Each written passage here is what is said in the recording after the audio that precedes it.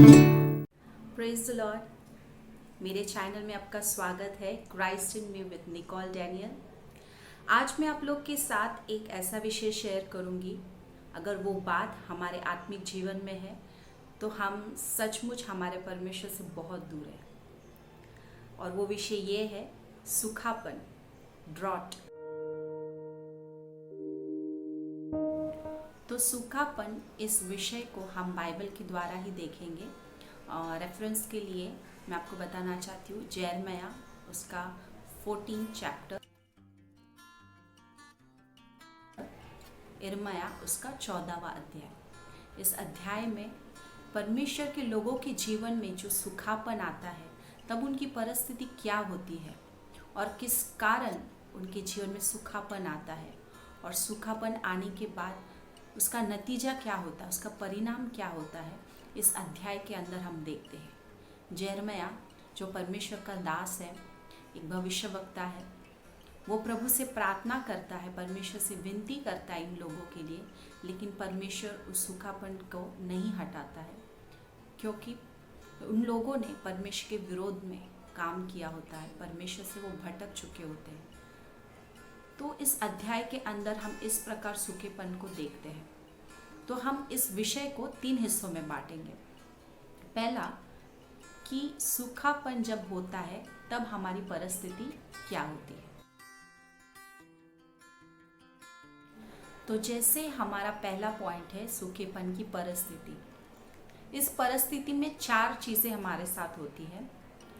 हम इस अध्याय के अंदर वचन 2 वहाँ से लेकर वचन 6 वर्स 2 to वर्स 6 वहाँ तक हम पढ़ते हैं तो हमें देखने मिलता है 4 चीज़ें वहाँ पर प्रभु के लोगों के साथ हो रही है जब उनके जीवन में सूखापन है। तो सूखेपन की परिस्थिति में पहली चीज़ जो होती है वो है रोना, चिल्लाना, दुख, दया और मायूसी, उदासी, ये सारी चीज़ें होती हैं।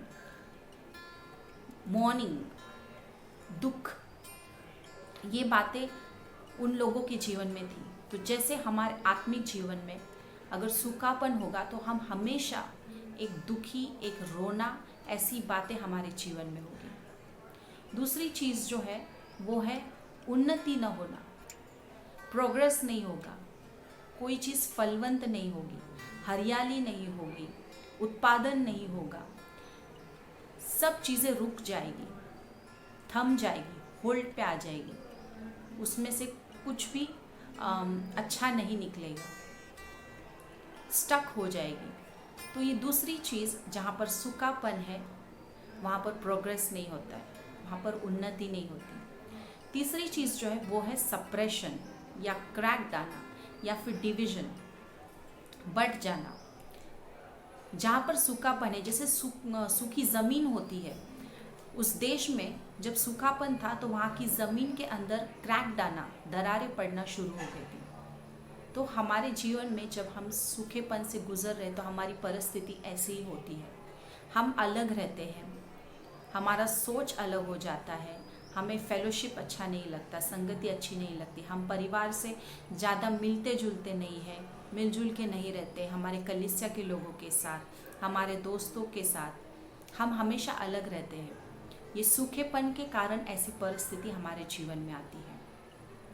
और चौथा चीज़ जो है वो है नई आत्माएं को, नई सोल्स को हमेशा हम उनसे दूर भागेंगे, उनके लिए हम आशीषित साबित नहीं होंगे, ब्लेसेड साबित नहीं होंगे, बल्कि हम उनसे दूर भागेंगे। जैसे इस अध्याय के अंदर जब हम देखते हैं कि हरनी जब बच्चा पैदा करती है तो वो ये सोचती है कि अब इस बच्चे को वो संभाल नहीं पाएगी, उसका पालन पोषण नहीं कर पाएगी, तो उस बच्चे को जन्मने के बाद वहाँ से वो भाग जाती है। ये सूखेपन के कारण वो परिस्थिति उसके जीवन में आती है। तो जिसके जीवन में सूखापन है तो उसकी परिस्थिति इन 4 चीज़ों से गुजरती है। हमेशा दुखी, हमेशा रोना, हमेशा एक खालीपन अपने जीवन में महसूस करना, एक उदासी अपने जीवन में महसूस करना, और हमेशा एक अलग रहना, सप्रेशन में रहना, फेलोशिप से अलग रहना, उन्नति नहीं होना उसके जीवन में, हमेशा उसका लाइफ स्टक रहेगा, हमेशा उसके जीवन में हमेशा एक कंप्लेंट होगी, हमेशा शिकायत होगी कि मेरा जीवन ऐसा क्यों है, मेरे जीवन में क्यों कुछ बदलता नहीं है, क्योंकि उसका जीवन में सूखापन है। और हमेशा नई आत्माओं को, नई चीज़ों को वो व्यक्ति कभी आशीषित साबित नहीं होगा, बल्कि वो उस चीज़ से दूर भागेगा, अपनी जिम्मेदारियों से दूर भागेगा, अपने रेस्पॉन्सिबिलिटी से दूर भागेगा, अपना जो ड्यूटी है, अपना कर्तव्य है प्रभु के प्रति, अपने परिवार के प्रति, अपनी कलीसिया के प्रति, उन चीज़ों से वो दूर भागेगा। तो ये सारी चीज़ें जब आपके जीवन में सूखापन है तो ये परिस्थिति आपके जीवन में हमेशा होगी। अब दूसरा पॉइंट जो है वो है सूखेपन का कारण। सूखापन हमारे जीवन में क्यों आता है? हम अगर इस 10वें वचन में देखते, इस अध्याय के अंदर, वहाँ पर परमेश्वर कहता है कि सूखापन जो है इनके जीवन में इसलिए आया है क्योंकि ये भटक चुके हैं, ये अस्थिर है और अधर्मी है। ये 3 चीज़ों को वहाँ पर परमेश्वर कहता है। जब हम परमेश्वर की राह से भटक जाते हैं, परमेश्वर के वचन से भटक जाते हैं, सच्चाई का मार्ग छोड़कर हम एक बुराई का मार्ग, दुनियादारी का मार्ग अगर हम चुनते हैं, और परमेश्वर का कहा हुआ वचन, परमेश्वर ने दिखाया हुआ वचन, परमेश्वर ने दिखाया हुआ मार्ग, या जो डेस्टिनेशन परमेश्वर ने आपके लिए तय किया है, उस बात से जब हम भटक जाते हैं तब सूखापन हमारे जीवन में आता है। और अस्थिर रहना, स्थिर नहीं है, विश्वास में स्थिर नहीं है, हमेशा चंचल रहना, प्रभु से मांगते हैं, प्रभु पर विश्वास करते हैं और सब कुछ सही चल रहा है, अचानक से कुछ ना कुछ हो जाता है, विश्वास में कमज़ोर हो जाते हैं, या फिर परमेश्वर पे हम डाउट करना शुरू करते हैं। समझो हमारे जीवन में उदाहरण के तौर पर कुछ ऐसी बातें चल रही हैं, कुछ ऐसा तकलीफ हमारे जीवन में चल रहा है कि हम विश्वास में स्थिर नहीं रह पा रहे, बार बार विश्वास की जीवन में हम डाउट कर रहे, तो एक अस्थिर रहना और अधर्मी, यानी जो धर्मी नहीं है, धर्म की बातों पर उसका मन नहीं लगा है, अधर्मी है, विकेड है। हम सिर्फ सोचते हैं कि अधर्मी वही लोग होते हैं जो चोरी करते हैं, जो पाप करते हैं, बड़ा बड़ा पाप करते हैं, गलत मार्ग में रहते हैं, लेकिन नहीं, धर्मी व्यक्ति से जो गलतियां होती है वो भी अधर्मी होता है। तो अधर्म से रहना, इसके कारण भी हमारे जीवन में सूखापन आ सकता है। अधर्मी, हम इसका मतलब ये नहीं कि हमने अगर चोरी नहीं करते, खून नहीं करते तो हम अधर्मी नहीं है। हमारे विचारों से, हमारे व्यवहार से, हमारे ऐसे बहुत सारी बातें हमारे जीवन में, हमारे कैरेक्टर के द्वारा, हमारे चाल चलन के द्वारा हम परमेश्वर को दुखी करते हैं। तो ये भी हमारा एक स्वभाव जो है वो अधर्मी वाला, विकेडनेस का स्वभाव है।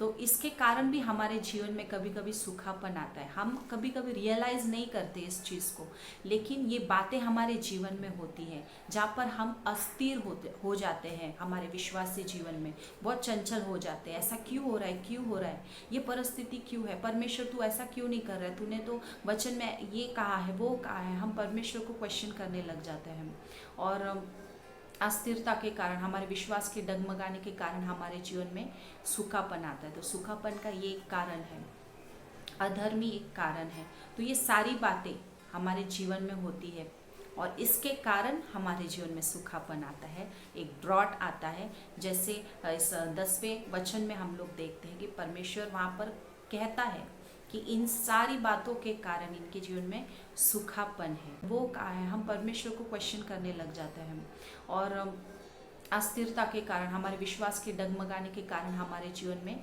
सूखापन आता है। तो सूखापन का ये एक कारण है, अधर्मी एक कारण है। तो ये सारी बातें हमारे जीवन में होती है और इसके कारण हमारे जीवन में सूखापन आता है, एक ड्रॉट आता है।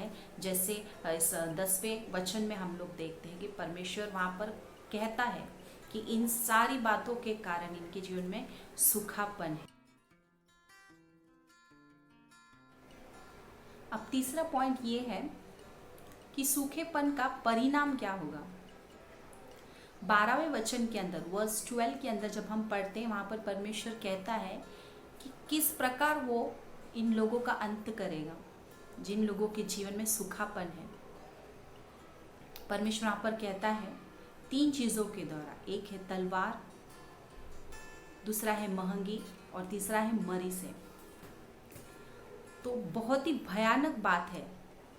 तलवार यानी खून, एक दूसरे का खून, हत्या, एक दूसरे के विरोध में लड़ना, ये सारी चीज़ें होंगी। जिनके जीवन में सूखापन है उनका अंत इस प्रकार होगा, मरी के द्वारा होगा, फेमाइन के द्वारा होगा, महंगी के द्वारा होगा। ये सारी भयानक चीज़ें जो आज हम इस सिचुएशन में भी देख रहे हैं, हम जिस परिस्थिति में आज का दिन जी रहे हैं, हम ये परिस्थिति को हमारे चारों ओर देखते हैं। तो इन सारी चीज़ों से परमेश्वर कहता है कि मैं उन लोगों का अंत करूँगा जिनके जीवन में सूखापन है। अगर हम आत्मिक जीवन से भी देखेंगे तो हमारे जीवन में ये परिस्थिति आ सकती है। अगर हमारे जीवन में सूखापन है तो हमारा अंत बहुत ही भयानक हो सकता है, और हमारा अंत करने वाला वो परमेश्वर है। वो कहता है कि मैं इनका अंत मरी से करूँगा, महंगी से करूँगा। जहाँ पर आप हमेशा मांगते रहेंगे, तृप्त नहीं होंगे, हमेशा आपके जीवन में एक डर रहेगा, एक हत्या करने का स्वभाव रहेगा, इस प्रकार आपका जीवन नाश होगा, अंत हो जाएगा। तो सूखेपन का परिणाम हमारे जीवन में इस प्रकार होता है, भयानक रीति से। और ये सचमुच बहुत भयानक बात है जब हम परमेश्वर के हाथ में पड़ जाते हैं। तो सूखापन हमारे जीवन में ये परिणाम लेकर आता है। तो आज सूखापन इस विषय के बारे में हमने देखा यिर्मयाह की पुस्तक के द्वारा।